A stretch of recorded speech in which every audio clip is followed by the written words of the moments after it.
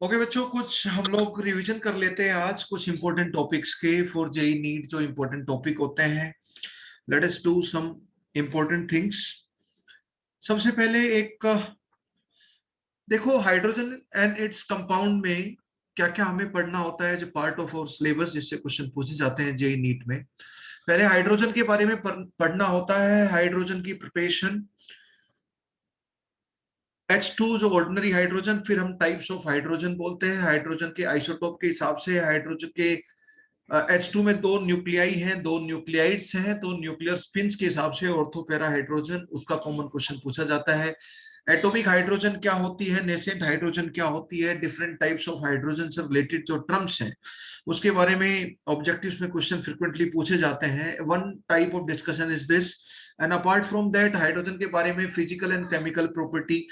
H2NCO commonly use की जाती है ऑर्गेनिक रिएक्शन में, जो ब्लू कलर फ्लेम के साथ जलती है। H2NCO के लिए ये वर्डिंग काफी कॉमनली यूज की जाती है, और कार्बन मोनोऑक्साइड के लिए भी।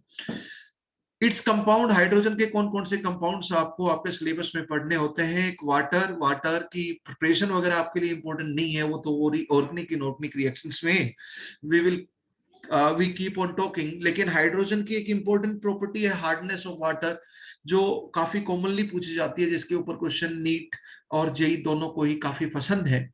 और दूसरा हाइड्रोजन का compound, hydrogen peroxide. Hydrogen peroxide की प्रिपरेशन के बारे में क्वेश्चन पूछा जाता है, as well as properties.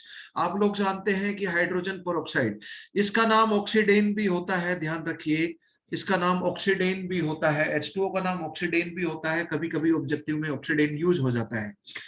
Hydrogen peroxide reducing agent के रूप में भी काम होता है और ऑक्सीडाइजिंग एजेंट के रूप में भी काम करता है, क्योंकि हाइड्रोजन की लोवेस्ट ऑक्सीडेशन स्टेट -2 और हाईएस्ट ऑक्सीडेशन स्टेट +2 होती है, और ये बीच की ऑक्सीडेशन स्टेट है -1। तो -1 बीच वाली ऑक्सीडेशन स्टेट है, तो ऑक्सीजन पेरोक्साइड की फॉर्म में जो है वो ऑक्सीडाइज भी हो सकता है और रेड्यूस भी हो सकता है, तो it can act as oxidising agent as well as reducing agent. लेकिन दोस्तों, एक बहुत ही इंपॉर्टेंट फैक्टर जो हम डिस्कस कर चुके हैं पहले, चाहे ऑक्सीडाइजिंग एजेंट के रूप में H2O तो पूरी पूरी केमिस्ट्री में कभी भी ऑक्सीडाइजिंग एजेंट के रूप में काम करता है, तो उसका इनफैक्टर 2 ही होता है मात्र। और जब भी सिर्फ रेड्यूसिंग एजेंट के रूप में काम करता है तो इनफैक्टर 2 होता है। मैंने सिर्फ सिर्फ वर्ड यूज किया, when acts as only oxidant, oxidizer, oxidizing agent, and factor is 2. When acts as only reducing agent, reductant, or reducer, all three terms are used. चाहे ऑक्सीडेंट बोलिए या ऑक्सीडाइजिंग एजेंट बोलिए या ऑक्सीडाइजर बोलिए, तीनों का मतलब एक है। चाहे रिडक्टेंट बोलिए, रिड्यूसिंग एजेंट बोलिए या रेड्यूसर बोलिए, तीनों का मतलब एक ही है। तो एन फैक्टर इसका हरदम 2 रहेगा, बिंदास, सोचने की बात नहीं है। H2O2 का एन फैक्टर इसकी प्रॉपर्टी में हम लोग देखेंगे। तो किन किन रिएक्शन में ध्यान रखना होता है कि ऑक्सीडाइजिंग एजेंट के रूप में काम करता है, किन किन में रेड्यूसिंग एजेंट के रूप में काम करता है। एक बहुत ही कॉमन सी चीज, और ये एसिडिक मीडियम में भी ऑक्सीडाइजिंग रेड्यूसिंग एजेंट का काम करता है और बेसिक मीडियम में भी करता है। तो ऑक्सीडाइजिंग एंड रेड्यूसिंग एजेंट के रूप में काम दोनों मीडियम में करता है, acidic medium as well as basic medium. जिस तरह permanganate MnO4-1 potassium permanganate ज्यादा फेमस है, ये एसिडिक और बेसिक मीडियम दोनों में ऑक्सीडाइजिंग एजेंट के रूप में काम करता है। इसी तरह H2O2 oxidising as well as reducing agent दोनों मीडियम में काम करता है।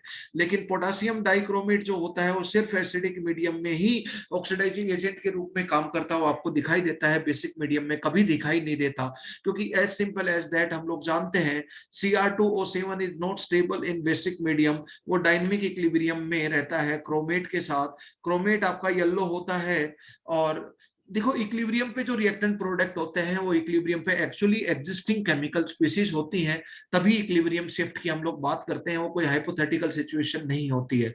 सम पीपल से कि इट इज हाइपोथेटिकल, इक्विलिब्रियम तो होता ही नहीं है, ये एब्सोल्युटली रॉन्ग नोशन है, परसेप्शन है, and that is wrong absolutely. ये डाइक्रोमेट आपका ऑरेंज कलर का सॉल्यूशन बनाता है, पोटेशियम डाइक्रोमेट एंड क्रोमेट। अगर हम यहाँ पे देखें तो एसिडिक मीडियम में, मैं बैलेंस नहीं कर रहा, बैलेंस करना चाहो तो कर लो। दो क्रोमियम हो गए, दो क्रोमियम हो गए, एक हाइड्रोजन की कम होगी तो एक हाइड्रोजन कर दीजिए, और दो एक ऑक्सीजन की कमी होगी तो एक H2 कर दीजिए, दो हाइड्रोजन की कमी। अब चार्ज बैलेंस यहाँ पे Cr2O7 -2 + 2, दिस इज 2H, यहाँ पे -4 चार्ज हो गया, and here it is sorry उधर हाइड्रोजन करना था मुझे, H2 उधर, हाइड्रोजन ज्यादा हो गए।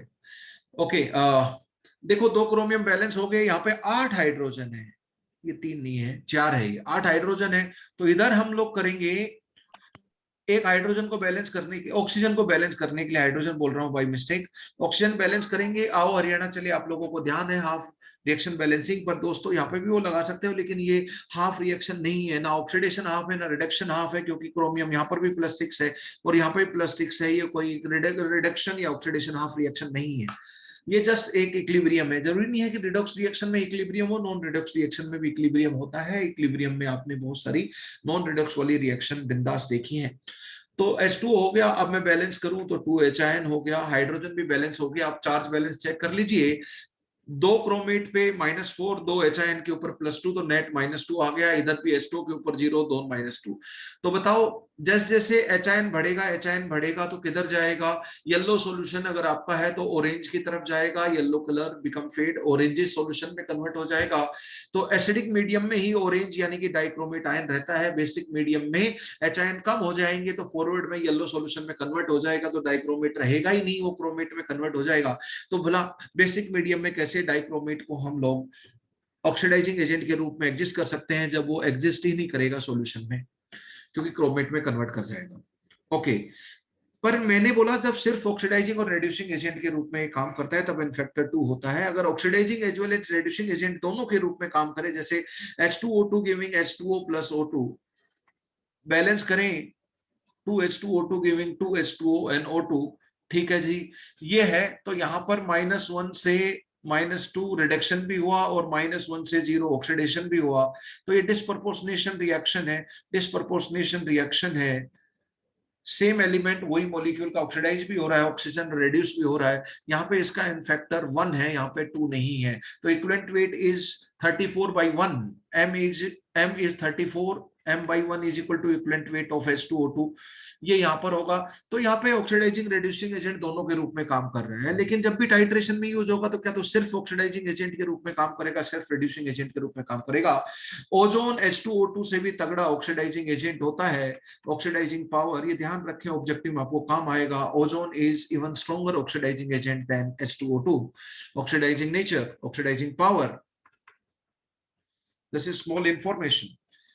ओके, तो ये हाइड्रोजन पेरोक्साइड हो गया। तीसरा कंपाउंड होता है हाइड्राइड। तो 3 कंपाउंड हाइड्रोजन के आपको पढ़ने हैं। एक H2O2, उसका ऑक्सीडाइजिंग एजेंट रेड्यूसिंग एजेंट के रूप में रिएक्शन आपको याद होनी चाहिए, रटी हुई होनी चाहिए। H2O2 का स्ट्रक्चर भी जो ओपन बुक टाइप स्ट्रक्चर है, एंगल के साथ याद होना चाहिए, वो ऑब्जेक्टिव आपको पूछेंगे, रटा हुआ होना चाहिए if you want to score marks.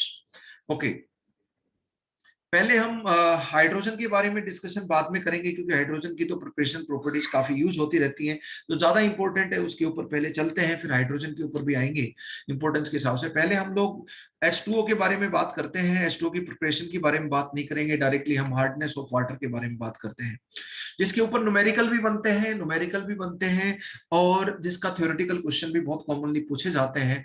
Hardness of water, most important part of this chapter is hardness of water. देखो दोस्तों, hardness of water, water hard क्यों होता है, वाटर हार्ड होता है कैसे पहचानते हैं? साबुन के साथ अगर हम दें तो लेदर नहीं बनाता, और लॉन्ड्री पर्पज से जितना साबुन हमें यूज होना चाहिए, हार्ड वाटर भी कपड़ों को साफ कर देगा, लेकिन साबुन का 100 ग्राम चाहिए पर्टिकुलर सॉफ्ट वाटर में, तो 100 ग्राम से ज्यादा साबुन चाहिए होता है उतने ही उसी कपड़े को साफ करने के लिए। यानी कि सफाई तो हार्ड वाटर में भी हो जाता है।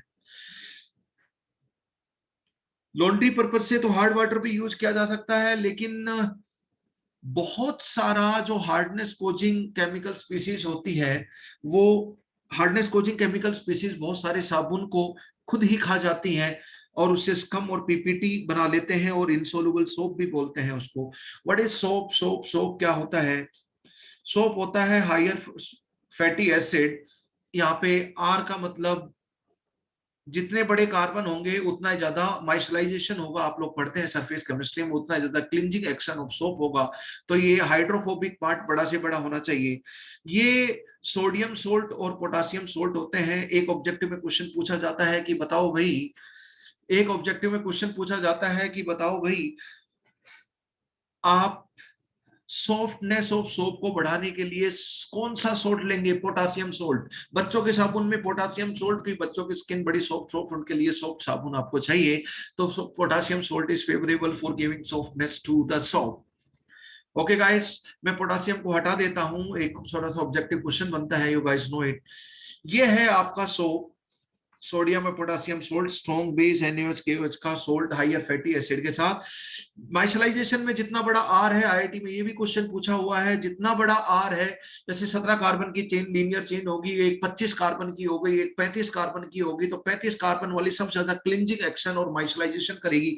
माइसल बनना ही डर्ट को रिमूव करना होता है, क्लीनिंग ऑफ क्लोथ में अपना। एक छोटी सी इंफॉर्मेशन और ध्यान रखें, ये तो सोप है, ये तो सोप है। सोडियम स्टीरेट सबको ध्यान होगा, C13H35 C17H35 CO नेगेटिव, और सोडियम सोल्ट स्टेरिक एसिड का लेंगे तो सोडियम स्टीरेट हो गया। ये तो साबुन है, ये तो साबुन है।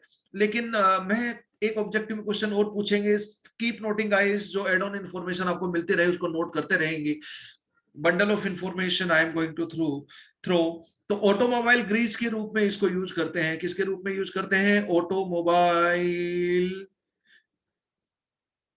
ग्रीस के रूप में यूज करते हैं, ग्रीस बोलो ना, तो ऑटोमोबाइल ग्रीस के रूप में यूज करते हैं, that is lithium salt of stearic acid, automobile grease. लेकिन sodium potassium salt of stearic acid, lithium sodium potassium वही एल्कली मेटल है, बस किसका सोल्ट है उस हिसाब से उसका कॉमर्शियल यूज अलग हो जाता है, कोई साबुन है तो कोई ग्रीस, राइट। लुब्रिकेटिंग प्रॉपर्टी आ जाती है लिथियम सोल्ट में, सॉफ्टनेस आ जाती है पोटासियम सोल्ट में। ये कुछ खासियत है लिथियम सोल्ट और सोडियम सोल्ट की। ओके, ये छोटे छोटे ऑब्जेक्टिव क्वेश्चन। अच्छा, एक सबसे पहले मैं क्वेश्चन पूछना चाहूंगा कि वाटर में ऐसे कौन से सोल्ट होते हैं जो हार्डनेस ऑफ वाटर के लिए रिस्पॉन्सिबल होते हैं? दो ऑप्शन देता हूं मैं आपको, एक सोलुबल सोल्ट, दूसरा इनसोलुबल सोल्ट। आंसर है सोलुबल सोल्ट। जो भी पीपीटी होगा वो हार्डनेस के लिए रिस्पॉन्सिबल नहीं हो सकता, क्योंकि वो नीचे बैठ जाएगा, पानी में घुला नहीं रहेगा, तो पानी का हिस्सा नहीं हो सकता। और पानी का हिस्सा नहीं हो सकता तो हार्डनेस ऑफ वाटर के लिए कैसे रिस्पॉन्सिबल होगा जब वो पानी में रहेगा ही नहीं। तो जितने भी हार्डनेस कोजिंग सोल्ट है वो क्या है? सोलुबल सोल्ट है। हार्डनेस कोजिंग सोल्ट है वो सोलुबल सोल्ट है। कौन कौन से आपके कैल्शियम आयन, मैग्नीशियम आयन, अगर मैं बेसिक रेडिकल की बात करूं, Fe+2 ion, Na+2 ion, calcium magnesium mainly मिलता है आपको, कैल्शियम मैग्नीशियम, बाकी Na+2 Fe+2 के सोल्ट भी। इनके कौन कौन से बाइकार्बोनेट आयन कैल्शियम मैग्नीशियम के, क्लोराइड और सल्फेट। कैल्शियम कार्बोनेट, कैल्शियम और मैग्नीशियम बाइकार्बोनेट टेम्परेरी हार्डनेस के लिए है।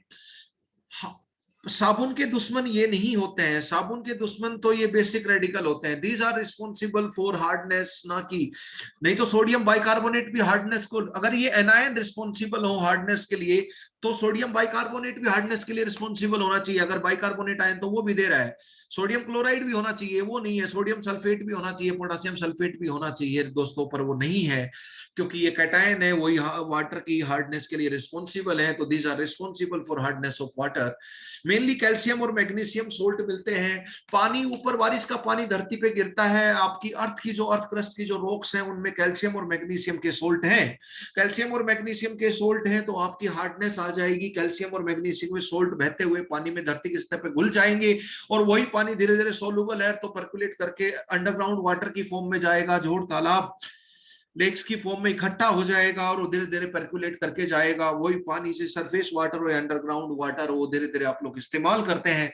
झीलों का पानी पूरे मुंबई में सप्लाई किया जाता है, नासिक के उस साइड झील है, पूरी मुंबई उसी से पानी पीती है, उन्हीं को प्यूरिफाई करके पूरी मुंबई पानी पीती है। तो दोस्तों, ये वाटर बॉडीज होगी, सरफेस वाटर बॉडीज होगी, जिनसे हम हमारा यूटिलाइजेशन का, सोशल यूटिलाइजेशन का पानी आता है। तो bicarbonate, chloride ion and sulphate ion, यहाँ पर ये एनायन है, ये anion calcium chloride, magnesium chloride, ये सब सोलुबल है। Calcium sulphate, magnesium sulphate soluble है। मैं बोलूंगा क्या MgOH2 क्या ये हार्डनेस कोचिंग के लिए रिस्पॉन्सिबल है? नहीं भाई, ये तो MgCO3 से भी तगड़ा पीपीटी है, कम सोलुबल है, MgCO3 से भी ज्यादा अच्छा प्रेसिपिटेशन रखता है। इसलिए MgCO3 बन भी जाए तो एक्वस सॉल्यूशन में MgOH ट्वाइस में ऑटोमेटिकली कन्वर्ट हो जाता है, बिकॉज दैट है, क्योंकि पानी है, इतने OH आयन, बहुत कम OH आयन चाहिए, क्योंकि KSP बहुत छोटा है, KSP बहुत छोटा चाहिएगा तो कम ही आयनिक प्रोडक्ट चाहिए, तो OH आयन बहुत कम होंगे तो BPPT बन जाता है MgCO3 का MgOH ट्वाइस में, क्योंकि magnesium carbonate strong base relatively और वीक एसिड का सोल्ट है, तो इसलिए बेसिक सॉल्यूशन रखेगा OH आयन तो वैसे रखेगा, तो MgCO3 automatically converts to MgOH twice, या MgCO3 डॉट MgOH ट्वाइस, उसको बेसिक मैग्नीशियम बाइकार्बोनेट बोलते हैं, उसमें भी कन्वर्ट हो जाएगा, या सिर्फ MgCO3 बोल दीजिए। Okay fine. यहां पर अगर हम बात करें बच्चों हार्डनेस के टेम्परेरी हार्डनेस का दूसरा नाम कार्बोनेट हार्डनेस होता है, क्योंकि कैल्शियम और मैग्नीशियम के बाइकार्बोनेट रिस्पॉन्सिबल होते हैं। परमानेंट हार्डनेस का दूसरा नाम नॉन कार्बोनेट हार्डनेस भी होता है, परमानेंट हार्डनेस का काम नॉन कार्बोनेट। तो हार्डनेस दो तरह की हो गई, आप लोग जानते हैं, हार्डनेस एक टेम्परेरी हार्डनेस, दूसरी permanent hardness. Temporary hardness, permanent hardness, इसको नॉन कार्बोनेट हार्डनेस भी बोलते हैं, क्योंकि ये क्लोराइड सल्फेट इन सब की वजह से होती है, लेकिन ये बाइकार्बोनेट की वजह से होती है, तो इसको कार्बोनेट हार्डनेस भी बोलते हैं। टेम्परेरी हार्डनेस इसलिए बोलते हैं कि बॉइलिंग करने पर टेम्परेरी हार्डनेस, जो हार्डनेस रिमूव हो जाए उसको टेम्परेरी हार्डनेस बोलते हैं, बॉइलिंग करने पर जो रिमूव नहीं हो वो परमानेंट हार्डनेस बोली जाती है। तो टेम्परेरी परमानेंट वर्ड बॉइलिंग के बेसिस के ऊपर है, टेम्परेरी परमानेंट वर्ड बॉइलिंग के बेसिस के ऊपर है। विच और कैल्शियम का बाइकार्बोनेट, मैग्नीशियम का बाइकार्बोनेट, मेनली यही रिस्पॉन्सिबल है, क्वेश्चन में यही काम आएंगे। आयरन का बाइकार्बोनेट, ये सब सोलुबल है और सबके सब टेम्परेरी हार्डनेस के लिए रिस्पॉन्सिबल है। कैल्शियम और मैग्नीशियम आयन सॉल्यूशन में घूमते रहेंगे, बाइकार्बोनेट आयन सॉल्यूशन में घूमते रहेंगे, तो calcium magnesium ion hard water में रिस्पॉन्सिबल है। जो ये सोलुबल सोल्ट होते हैं बहुत कम मात्रा में होते हैं, इसलिए हार्डनेस को हम एक ऐसी यूनिट में मेजर करते हैं जो एक्सट्रीमली डाइल्यूट सॉल्यूशन के लिए यूनिट बनी है। एक्सट्रीमली डाइल्यूट सॉल्यूशन के लिए स्पेशली डिजाइन यूनिट है कॉन्सेंट्रेशन मेजर करने की, वो PPM है, पार्ट्स पर मिलियम। परसेंट लिख देते हैं, 100 ग्राम में ढंग की अमाउंट होती, हम बोले 20 PPM और 20% बाई मास, तो PPM मतलब M मतलब मिलियन और सेंट मतलब 100, तो 10⁶ ग्राम में 20 ग्राम है, 10⁶ ग्राम में 20 ग्राम है तो 20 PPM हुआ। और 100 ग्राम में 20 ग्राम कोई चीज घुली हुई है, कोई सॉल्यूट घुला हुआ है, तो 20% बाई मास है। कहां 100 ग्राम में, कहां मिलियन ग्राम में, तो मतलब मिलियन ग्राम में 20 ग्राम में तो बहुत डाइल्यूट है, इसके डेफिनेशन से पता चलता है। तो PPM यूनिट यूज करते हैं हार्डनेस के लिए, या जो गैसेस डिसॉल्व होती हैं, जो हेनरी लॉ में आप लोग पढ़ते हो, सोल्यूट गैस और सोलवेंट पानी, गैस इन लिक्विड जो सॉल्यूशन होता है उसका उसका भी बहुत कम सोलबिलिटी होती है। मोस्ट ऑफ गैसेस का, खासकर CO2 H2 N2 जैसी नॉन पोलर गैसेस का बहुत कम पानी में सोलबिलिटी होता है, तो उनकी कॉन्सेंट्रेशन बहुत कम होती है, इसलिए उनकी उनकी कॉन्सेंट्रेशन के लिए भी हम गैसेस डिसॉल्व्ड इन वाटर के लिए जो हेनरी लॉ को सिर्फ डाइल्यूट सॉल्यूशन के लिए, हेनरी लॉ नहीं है जैसे अमोनिया पानी में घुल जाए उसके लिए हेनरी लॉ अप्लाई नहीं कर सकते हैं, क्योंकि बहुत हाई प्रेशर के ऊपर बहुत हाई सोलबिलिटी होगी, बहुत हाई कॉन्सेंट्रेशन होगी, तो हेनरी लॉ एप्लीकेबल नहीं होता, ना राउल्ट्स लॉ एप्लीकेबल होता है, दोनों लॉ फ्लॉप हो जाते हैं कॉन्सेंट्रेटेड सॉल्यूशन के लिए। Solid in liquid and liquid in liquid solution के लिए राउल्ट्स लॉ यूज करते हो, गैस इन लिक्विड सॉल्यूशन के लिए हेनरी लॉ यूज करते हो, हालांकि दोनों में ही mole fraction in solution phase use करते हैं, और दोनों लॉ एक दूसरे से रिलेटेड है। हेनरी लॉ का एक सबसेट ही राउल्ट्स लॉ है, हेनरी लॉ का एक सबसेट ही राउल्ट्स लॉ है, ऑब्जेक्टिव में स्टेटमेंट यूज कर सकते हैं। दोनों में मोल फ्रैक्शन, दोनों में ही पार्शियल प्रेशर आते हैं, वहां पे गैस ऊपर से है वो उसका पार्शियल प्रेशर, यहाँ पे जो उड़ता है लिक्विड उसका पार्शियल प्रेशर राउल्ट्स लॉ में। Okay fine. ये नॉन कार्बोनेट, ये हो जाएगा कैल्शियम का क्लोराइड, मैग्नीशियम का क्लोराइड, आपको क्वेश्चन मिलेगा कैल्शियम का सल्फेट सब सोलुबल सोल्ट है, मैग्नीशियम का सल्फेट सब सोलुबल सोल्ट है। तो दिस आयरन का भी हो सकते हैं, ये आयरन के भी हो सकते हैं, निकल +2 के भी हो सकते हैं, पर वो आपको काम नहीं आएंगे। टेम्परेरी एंड परमानेंट हार्डनेस, अब बोलोगे कि सर ये साबुन को कैल्शियम मैग्नीशियम आयन से क्या दुश्मनी है? मैं बोलता हूं ये साबुन है आपके पास, ये साबुन है आपके पास, क्या करोगे? कैल्शियम और मैग्नीशियम आयन, ये कैल्शियम मैग्नीशियम के टेम्पररी हार्डनेस वाले भी हो सकते हैं और परमानेंट हार्डनेस वाले भी हो सकते हैं, कोई भी हो सकते हैं। ये परमानेंट हार्डनेस वाले calcium magnesium ion, temporary hardness वाले कैल्शियम मैग्नीशियम आयन करते क्या है, ये साबुन जो घुलना चाहिए उसको पीपीटी की फॉर्म में मैग्नीशियम या फिर कैल्शियम साबुन को नीचे बैठा देते हैं, उसको साफ नहीं कर देते, उसको मिसल फॉर्मेशन माइसलाइजेशन प्रोसेस में यूज नहीं होने देते। इसको बोलते हैं ये तो सोलुबल है, साबुन तो घुलता है, साबुन तो घुलता है, सोलुबल सोल्ट है, ये तो सोलुबल सोल्ट है, लेकिन हार्डनेस के लिए रिस्पॉन्सिबल साबुन के दुश्मन ये है, ये हार्डनेस के लिए रिस्पॉन्सिबल है। ये क्या करेंगे, उसको घुलने नहीं देंगे, पीपीटी की फॉर्म में ले जाएंगे, और पीपीटी की फॉर्म में ले जाएंगे तो भैया गए काम से, ये हो जाएगा Na पॉजिटिव आयन इधर आ जाएंगे। इसको बोलेंगे, अगर इसको क्या बोलेंगे, इनसोलुबल सोप। ध्यान रखिए ये सोलुबल सोप है, ये इनसोलुबल सोप है, टर्म इस तरह यूज किए जाएंगे, इनसोलुबल सोप वर्ड यूज किया जाएगा। इनसोलुबल सोप या फिर ये स्कम होता है, स्कम या पीपीटी कुछ भी बोलो, उसका मतलब इनसोलुबल ही होता है, पर इनसोलुबल सोप ये सोलुबल सोप। थोड़ी इस टर्मिनोलॉजी को ध्यान रखना। तो क्या होगा, मान लीजिए आपके पास 100 मोल कैल्शियम और मैग्नीशियम आयन कुल मिलाकर है, 50 मोल कैल्शियम आयन, 50 मोल मैग्नीशियम आयन। तो 50 मोल कैल्शियम आयन 100 मोल आरसीओ नेगेटिव को खा जाएंगे, और 50 मोल मैग्नीशियम आयन भी 100 मोल को खा जाएंगे। तो यानी कि 200 मोल साबुन के तो ऐसे ही बर्बाद हो गए। उसके बाद 201 वाला जो मोल आया वो माइसेल फॉर्मेशन में फर्दर यूज होगा, माइसलाइजेशन प्रोसेस में यूज होगा, मिसल फॉर्मेशन में यूज होगा। तो दोस्तों micelle micelle both are the correct way to pronounce. तो मेरे दोस्तों हार्ड वाटर में भी साबुन सफाई कर सकता है, लेकिन एक छोटी सी बट्टी चाहिए सॉफ्ट वाटर में, तो हार्ड वाटर में बड़ा सा बट्टा चाहिए, क्योंकि कुछ मोल तो ऐसे ही बर्बाद हो जाएंगे, कुछ मोल तो ऐसे ही बर्बाद हो जाएंगे, आप लोग जानते हैं।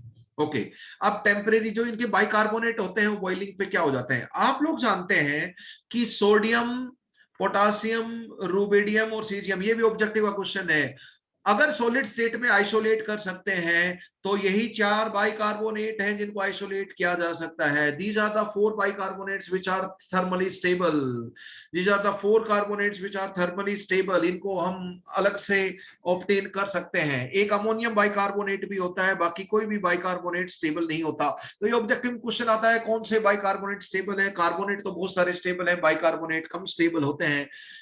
बाइकार्बोनेट कम स्टेबल होते हैं क्योंकि कम रेजोनेंस स्टेबलाइजेशन है। कार्बोनेट की रेजोनेंस देखो और बाइकार्बोनेट का रेजोनेंस देखो, आपको फर्क पता चलेगा। कार्बोनेट इक्विवेलेंट रेजोनेंस से स्टेबलाइज है और बाइकार्बोनेट नॉन इक्विवेलेंट रेजोनेंस से स्टेबलाइज है, इसलिए वो कम स्टेबल है, इसलिए इसकी स्टेबिलिटी कम होती है, तो ये डिकम्पोज हो जाते हैं। इसलिए सारे बाइकार्बोनेट हीटिंग करने पर कार्बोनेट दे देते हैं, और कार्बोनेट फर्दर टूटना चाहेगा तो ऑक्साइड और CO2 या मेटल में किसी में भी टूटना चाहेगा, अलग अलग बाइकार्बोनेट का अलग अलग हीटिंग इफेक्ट होता है कार्बोनेट का। तो ये बाइकार्बोनेट से कार्बोनेट ज्यादा स्टेबल है, इसलिए हीट करने पर ये कार्बोनेट में कन्वर्ट होते हैं। NaCO3 कन्वर्ट होगा Na2CO3 plus H2O plus CO2, stable होगा तभी तो उसमें गया है हीट करने पर, थर्मली ज्यादा स्टेबल में कन्वर्ट हो जाता है लेस स्टेबल फॉर्म। ओके, तो यही है जो स्टेबल होते हैं। एक एक क्वेश्चन आता है कौन कौन से बाइकार्बोनेट स्टेबल है। अच्छा, पर भाई साहब सोलुबल तो सारे के सारे हैं, सोलुबल तो सारे के सारे हैं, लेकिन कैल्शियम बाइकार्बोनेट को मैं बोलूं कि साहब इसको मेरे को डिब्बे में 500 ग्राम बंद करके दो, कैल्शियम बाइकार्बोनेट, ये व्हाइट सॉलिड होता है पर ये स्टेबल नहीं होता, ये तुरंत टूट जाता है। ये एक्वा सॉल्यूशन में है, NH4OH एक्वा सॉल्यूशन में तो स्टेबल है, लेकिन NH4OH को अकेला रखे तो स्टेबल NH3 प्लस H2 में टूट जाता है। H2CO3 एक्वा सॉल्यूशन में तो स्टेबल है, लेकिन बाहर सिर्फ H2CO3 नहीं मिलता है मार्केट में, क्योंकि H2 प्लस CO2 में थर्मली स्टेबल ना होने की वजह से टूट जाता है। सेम चीज यही है बाइकार्बोनेट्स की, एक्सेप्ट दीज बाइकार्बोनेट्स। तो कैल्शियम बाइकार्बोनेट को एक्वा सॉल्यूशन में तो है ये, मैग्नीशियम बाइकार्बोनेट एक्वा सॉल्यूशन में तो है और हार्डनेस के लिए रिस्पॉन्सिबल है। तो ये क्या तुरंत कार्बोनेट में और कार्बोनेट में प्लस CO2 प्लस H2O में टूट जाते हैं, CO2 प्लस H2O में टूट जाएंगे, CO2 फुल हो जाएगा आपका, MgCO3 फाइनली MgOH ट्वाइस में कन्वर्ट हो जाएगा, क्योंकि वो हाइड्रोलाइज होकर MgCO3 MgOH ट्वाइस में कन्वर्ट हो जाता है फाइनली। तो ये कैल्शियम और मैग्नीशियम के बाइकार्बोनेट हीट करने पर कैल्शियम आयन और मैग्नीशियम आयन तलेटी में बैठ गया। कैल्शियम मैग्नीशियम साबुन के दूसरे ने कैल्शियम मैग्नीशियम आयन को हटाना होता है, कैल्शियम मैग्नीशियम आयन को हटाना होता है। ओके, यहां नीचे तलेटी में बैठा दो या उड़ा दो, देखो आपको किसी को रास्ते से हटाना है तो इंडियन पॉलिटिक्स बोलती है क्या तो सांप को बैठा दो या उड़ा दो। उड़ाने का मतलब ये नहीं है कि उसकी कनपट्टी पे लगा दो और चला भी दो, यूपी बिहार नहीं है। तो कहने का मतलब ये है भाई साहब की एक और तरीका है जो मोदी ने अपनाया है। एक और तरीका है, क्या किया जम्मू एंड कश्मीर में जितने भी वहां के नेता थे, अलगाववादी जिन लोगों को बोला जाता है, जो कश्मीर को अलग ही रखना चाहते थे, भारत का अभिन्न अंगी रखना चाहते थे, उन सबका क्या किया, उनको नजरबंद कर दिया। ये कैल्शियम मैग्नीशियम आयन ऐसे ही है, क्या तो हम इनको बैठा देंगे यानी कि प्रेसिपिटेट बना देंगे, क्या उड़ा देंगे। अब उड़ाना अच्छी बात नहीं है डेमोक्रेसी में, हम उड़ाएंगे नहीं। कोई ऐसा मेथड नहीं है जिससे उसको गैसियस फॉर्म में उड़ा दें, हम उनको नजरबंद कर देंगे। ये अच्छा तरीका है, यानी कि किसी बड़ा सा कोई स्ट्रक्चर है उसके अंदर कैल्शियम मैल्शियम आयन, कैल्शियम और मैग्नीशियम आयन को छुपा दें, चारों तरफ से कवर कर दें, या फिर ऐसी सिचुएशन में ले आए जैसे कॉम्प्लेक्स में सेंट्रल मेटल बना दें कैल्शियम मैग्नीशियम को, तो वो तो कॉम्प्लेक्स तो स्टेबल होता है, वो तो टूटेगा नहीं, दोबारा कैल्शियम मैग्नीशियम देगा नहीं, और बाहर से आने वाले साबुन से कोई मतलब नहीं है, घूमता रहे वो हार्ड वाटर में घूमता रहे, लेकिन हमारे साबुन को नुकसान नहीं पहुंचा सकता। बस उसे नजरबंद करना। तो दो रास्ते हमारे पास हार्डनेस, कैल्शियम मैग्नीशियम आयन की नजरबंद कर दो, या कैल्शियम मैग्नीशियम आयन को बैठा दो, पीपीटी की फॉर्म में ले जाओ।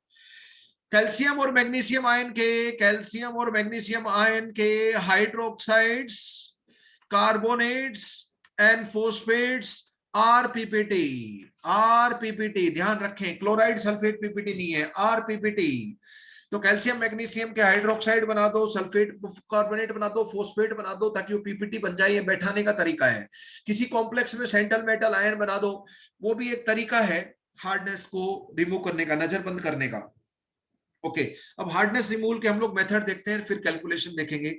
हार्डनेस रिमूवल के हम लोग मेथड देखते हैं। देखो दोस्तों, hardness, temporary hardness, permanent hardness दोनों। टेम्परी हार्डनेस को रिमूव करने का पहला मेथड है बॉइलिंग, वो आप देख चुके हो अभी अभी। कार्बोनेट में कन्वर्ट हो जाता है CO2H2O, तो कैल्शियम मैग्नीशियम आयन कार्बोनेट की फॉर्म में, हाइड्रोक्साइड की फॉर्म मैग्नीशियम आयन नीचे बैठ जाते हैं, और कैल्शियम मैग्नीशियम नीचे बैठ गए तो अपनी तो हार्डनेस खत्म हो गई, अपनी मतलब पानी की। दूसरा एक बहुत इंपॉर्टेंट मेथड है, वो मेथड है आपका, देखो एमजी को MgOH ट्वाइस एनसीईआरटी के अनुसार है, और कुछ ऑथर लोग MgCO3 की फॉर्म में प्रेसिपिटेट करवाते हैं। अगर आप बुक पढ़ोगे तो आप एनसीईआरटी माने, जो मैंने पहले बिगनिंग में डिस्कस किया कि MgOH twice is less soluble salt, तो वो पीपीटी में कन्वर्ट हो जाता है। MgCO3 और मैग्नीशियम सोल्ट हाइड्रोलाइज होकर MgOH ट्वाइस में कन्वर्ट होना एक कॉमन ऑब्जर्वेशन है। दूसरा एक बहुत इंपॉर्टेंट मेथड है, ये इंपॉर्टेंट मेथड, इसमें न्यूमेरिकल भी बनते हैं, क्लार्क्स मेथड। सबसे पहला question, Clark method, temporary hardness या फिर परमानेंट हार्डनेस किसके लिए होता है? टेम्परेरी हार्डनेस को रिमूव करने के लिए होता है, परमानेंट हार्डनेस को रिमूव नहीं करने के लिए होता है। वी यूज क्विक लाइम और स्लेक लाइम, और इसकी कैलकुलेटेड क्वांटिटी यूज करते हैं। अगर इनकी ज्यादा मात्रा यूज कर देंगे तो यही कैल्शियम आयन देंगे और आर्टिफिशियल हार्डनेस के लिए रिस्पॉन्सिबल हो जाएगा। ध्यान रखें, calculated quantity is important word hair. Clark's method is for temporary hardness और परमानेंट हार्डनेस। टेम्परेरी हार्डनेस पहला क्वेश्चन, नोट परमानेंट हार्डनेस। ये कैल्शियम मैग्नीशियम के बाइकार्बोनेट वाले कैल्शियम मैग्नीशियम आयन को बैठा देते हैं, ना कि क्लोराइड सल्फेट वाले को। उनके साथ लाइम और क्विक लाइम कोई रिएक्शन नहीं करता है, पर कैलकुलेटेड क्वांटिटी ऐड करेंगे। इसकी बैलेंस केमिकल इक्वेशन भी न्यूमेरिकल करने के लिए जरूरी याद रखना है आपको। मैं लिखता हूं टेम्परेरी हार्डनेस का कैल्शियम बाइकार्बोनेट, तो क्या करूं बच्चों, CaO। एक इसका कोफिशिएंट ध्यान रखें, इसका मोल कॉन्सेप्ट से क्वेश्चन करना चाहते हैं तो न्यूमेरिकल करना चाहते हैं तो ये हो जाएगा, दोनों कैल्शियम, एक बाहर से आया वो तो हमने जानबूझ के ऐड किया है, रिएजेंट है, क्लार्क्स रिएजेंट, और एक तो हार्डनेस वाला था ही, पर दोनों के दोनों को ये बैठा देता है। CaCO3 तलेटी में बैठ गया कैल्शियम आयन, बस खेल खत्म, पैसा हजम। यस और नो, H2O। अगर यहां पर मैं 1 मोल Ca की जगह 1 मोल CaOH ट्वाइस यूज करूं, Ca और CaOH ट्वाइस में सिर्फ एक H2O का फर्क है, CaO plus H2 giving CaOH twice, तो यहाँ पे 1H2 की बजाय 2H2 आ जाएगा, और कोई फर्क नहीं है, कैल्शियम आयन बैठ गए। तो 1 मोल कैल्शियम बाइकार्बोनेट वाली टेम्परेरी हार्डनेस को रिमूव करने के लिए 1 मोल क्विक लाइम और स्लेक लाइम चाहिए। ध्यान रखें MML दिस, 1 मोल के लिए 1 मोल, 10 मोल के लिए 10 मोल, ये स्टोइकियोमेट्रिक रिलेशन आपको ध्यान होना चाहिए। अगर मैं बात करूं तो ये कैल्शियम आयन भी बैठ गया, ये कैल्शियम आयन भी बैठ गया, जो बाहर से आया तो हमें तकलीफ नहीं है। मान लो ये ज्यादा डाल दिया, हार्डनेस वाला कैल्शियम आयन तो बैठा दिया, और ज्यादा है तो ये COH2 कैल्शियम आयन दे देगा और एटमोस्फेयर से CO2 भी ले लेगा। CO2 तो खूब सारी है एटमोस्फेयर में, इतने पोल्यूटेड एयर है, तो उस CO2 को लेकर दोबारा से वो कैल्शियम बाइकार्बोनेट बना लेता है और प्रॉब्लम हो जाती है, आर्टिफिशियल हार्डनेस जनरेट हो जाती है। क्लास मेथड अगर मैं बताऊं क्विकलाइन का यूज, मैग्नीशियम बाइकार्बोनेट है मेरे दोस्तों, मैग्नीशियम बाइकार्बोनेट है मेरे दोस्तों, तो क्या करेंगे हम, CaO या COH2 से 1 मोल के लिए 1 मोल, वहां पे 2 मोल कैल्शियम थे, यहाँ पे 1 मोल कैल्शियम 1 मोल मैग्नीशियम है, तो मैग्नीशियम किसकी फॉर्म में बैठा दोगे, MgCO3, उसको हाइड्रोलाइज करके MgOH2 भी बना देना एनसीईआरटी के अनुसार। दूसरा CaCO3, दोनों ही पीपीटी होते हैं, कैल्शियम और मैग्नीशियम के हाइड्रोक्साइड कार्बोनेट सल्फेट पीपीटी होते हैं, फाइनली कन्वर्ट हो जाएगा MgOH में, खैर वो ज्यादा इंपॉर्टेंट चीज नहीं है। प्लस आपका H2O हो जाएगा, 2H2O हो जाएगा, तो वहां पे 2 मोल CaCO3 थे, यहाँ पे एक MgCO3 एक CaCO3 हो गया, पर कैल्शियम आयन तो बैठ गया ना भाई साहब, मैग्नीशियम आयन तो बैठ गया ना भाई साहब, तो कोई नहीं, लेकिन ज्यादा डाल देंगे तो प्रॉब्लम हो जाएगी।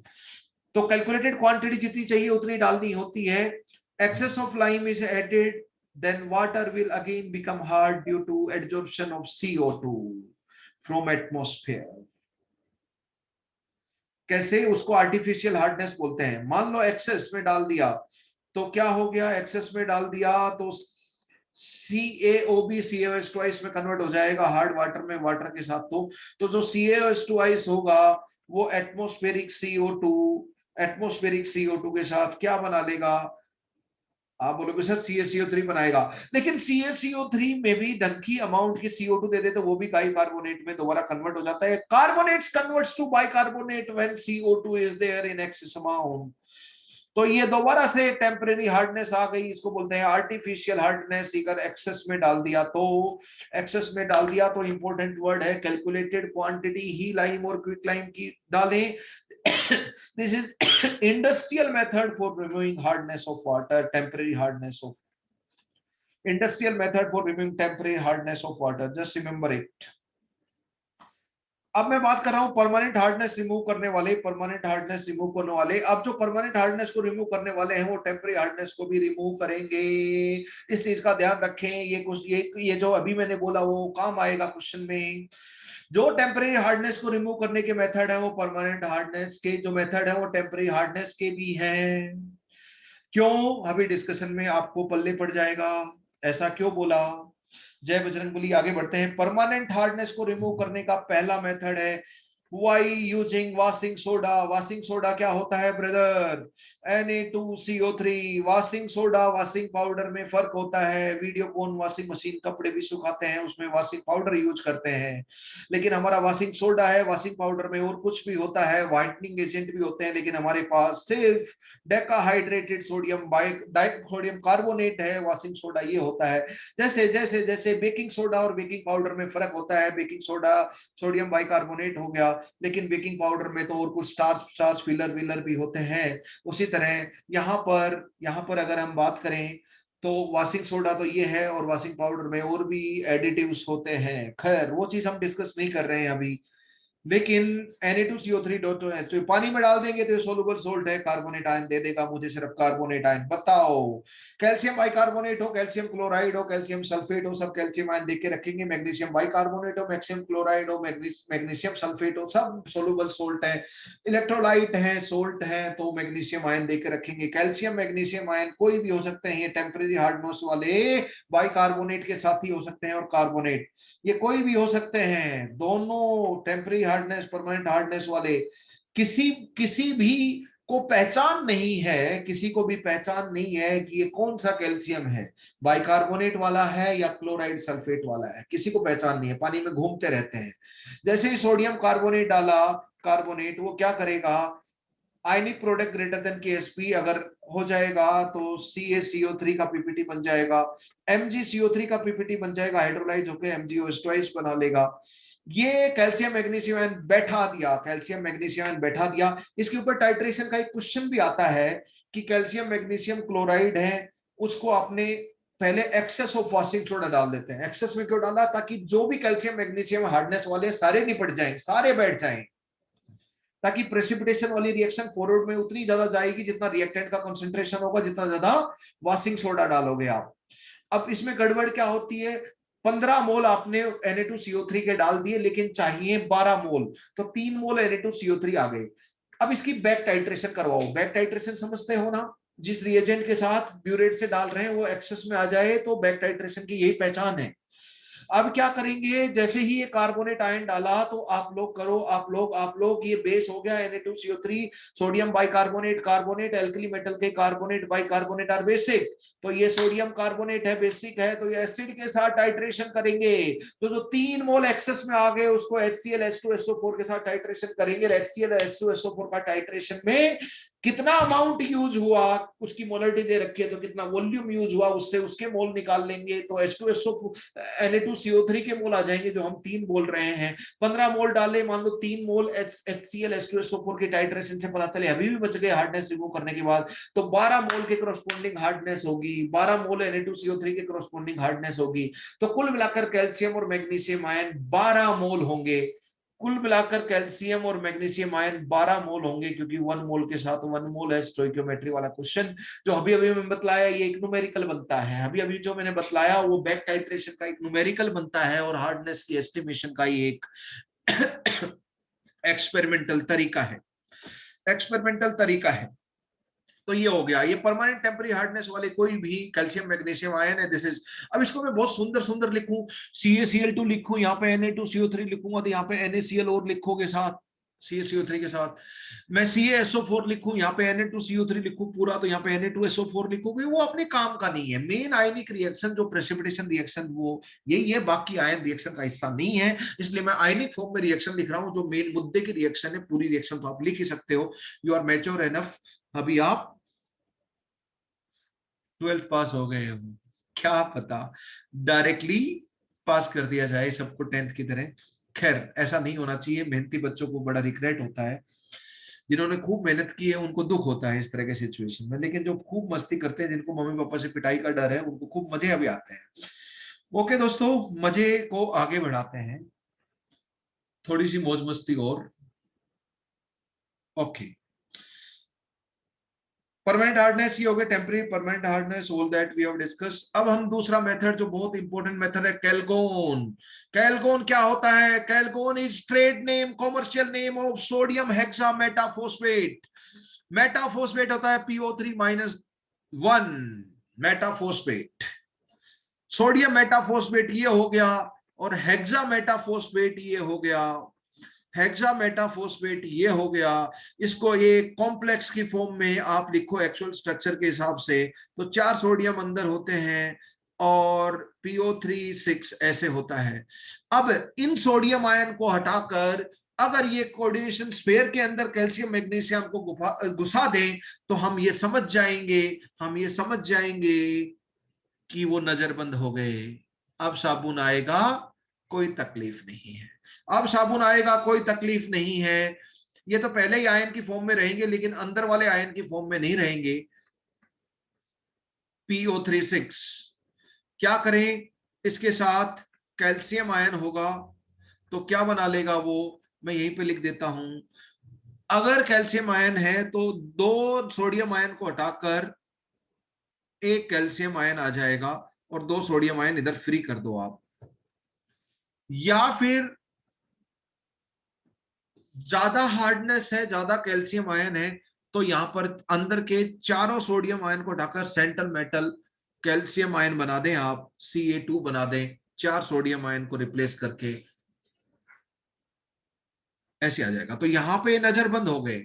यहां पे कैल्शियम की जगह पर एक मैग्नीशियम या 2 मैग्नीशियम भी ट्रैप कर सकते हो कोऑर्डिनेशन स्पेयर के अंदर, तो ये है नजरबंद करना। Calgon is trade name of sodium hexametaphosphate. Trade name of, बोलेंगे कैलगोन क्या है, कैलगोन है Na PO3-6, कैलगोन है Na PO3-6, actual structure is this.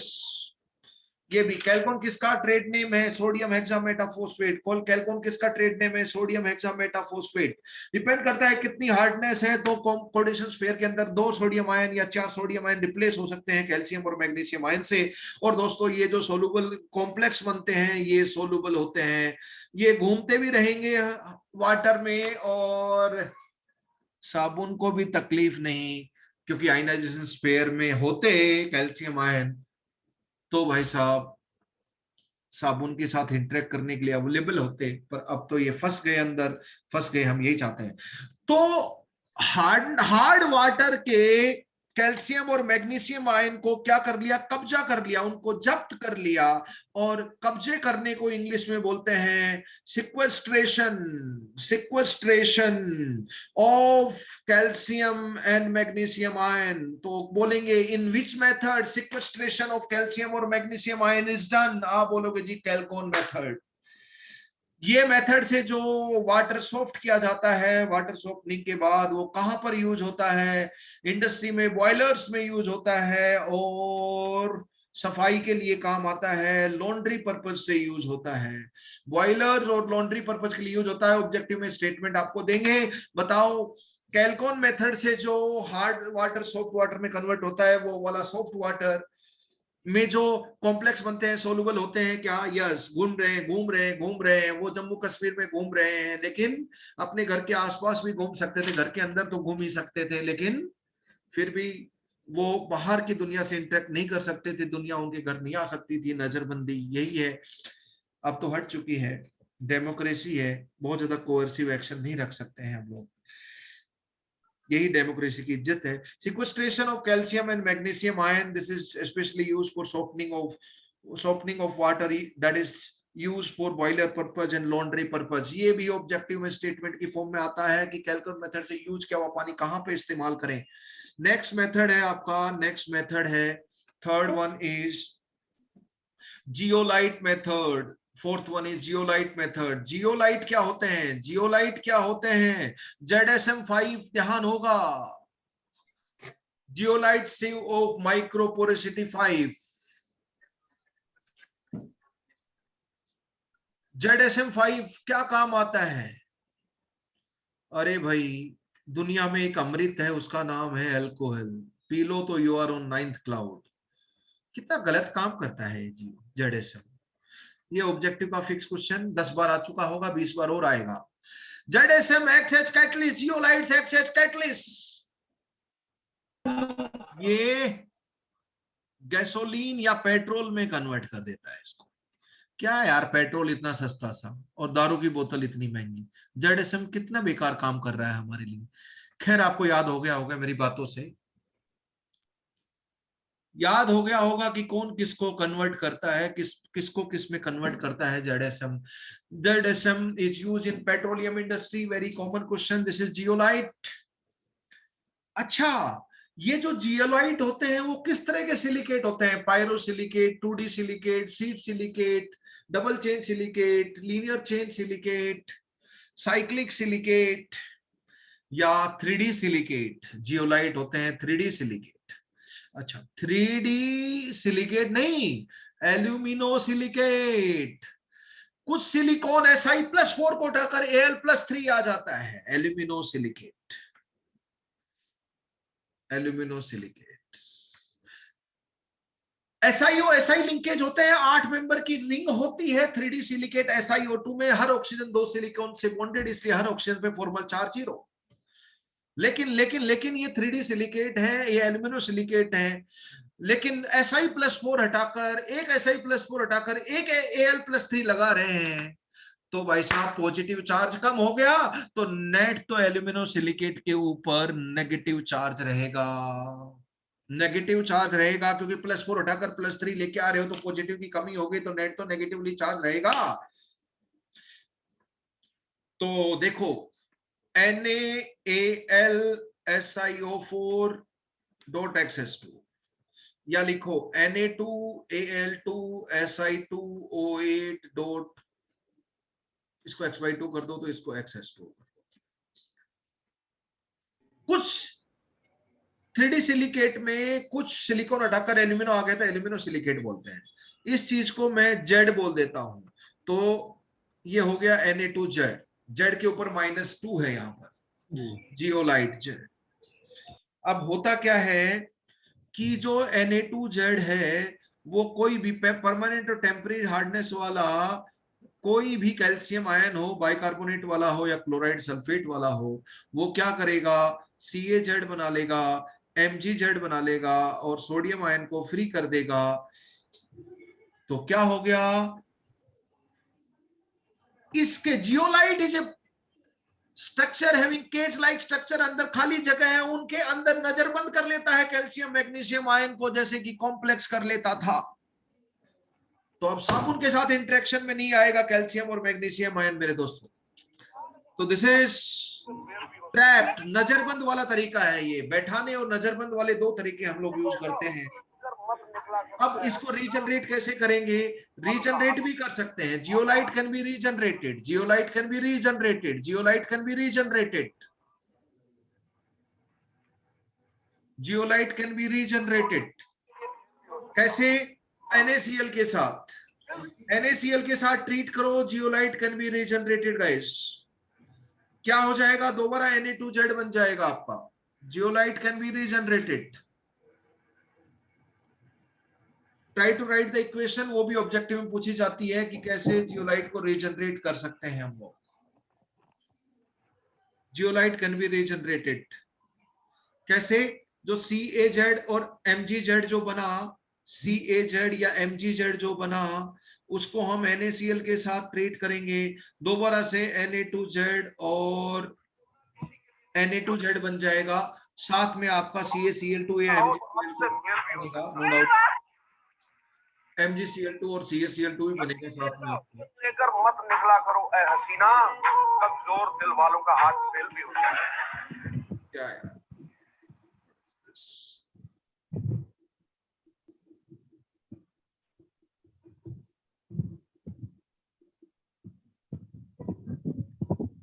देखो ये हो गया, ओके फाइन। तो इट कैन बी रीजनरेटेड।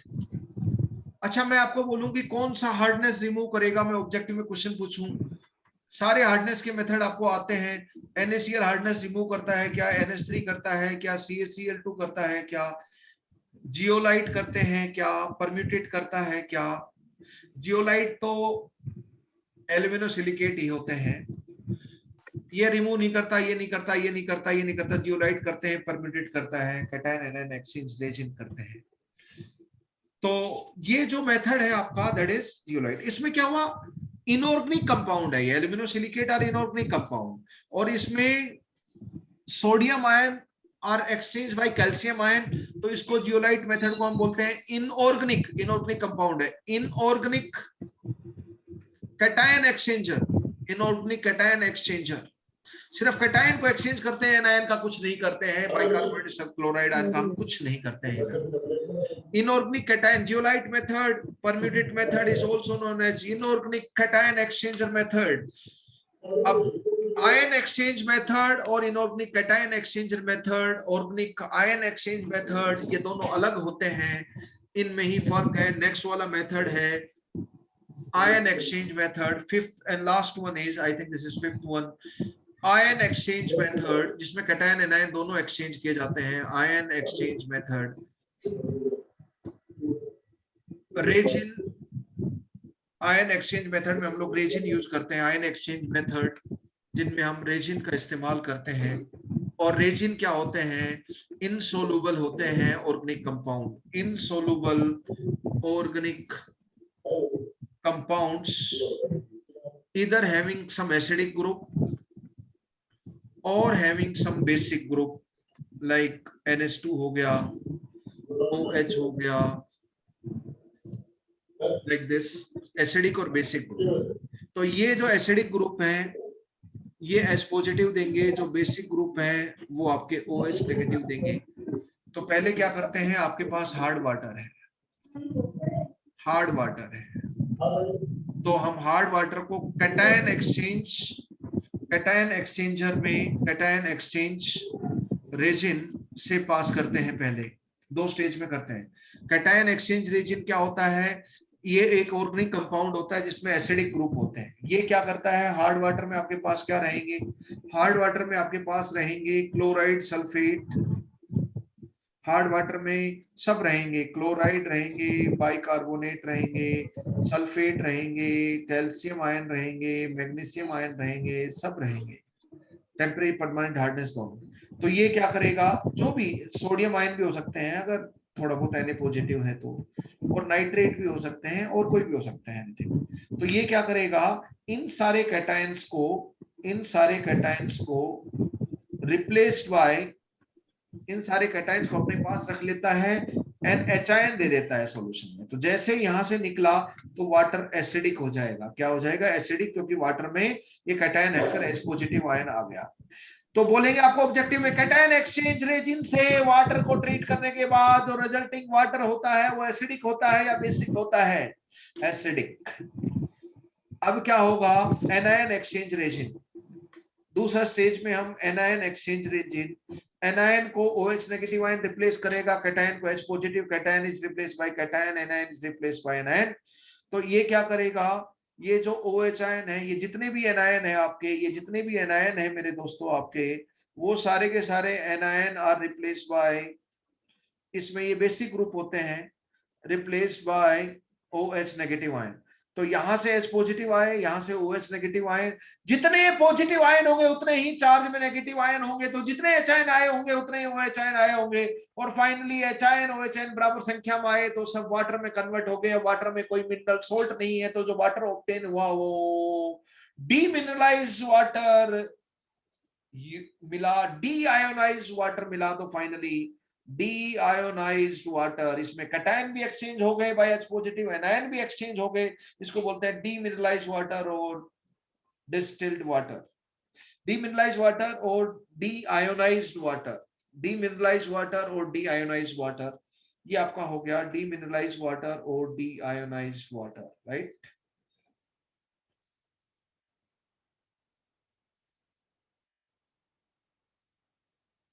अब देखो, ये हो गया। अब हार्डनेस के रिलेटेड हम न्यूमेरिकल देखते हैं किस तरह। ये तो हो गया, ये सारे मेथड हो गए। परमानेंट हार्डनेस का ऑर्गेनिक रेजिन मेथड हो गया, इसमें कैटायन एनायन दोनों एक्सचेंज करवा देना। पार्डन। अब हम सर अब बायो की कल क्लास है। बायो की क्लास है। ओके, टाइम हो गया क्या?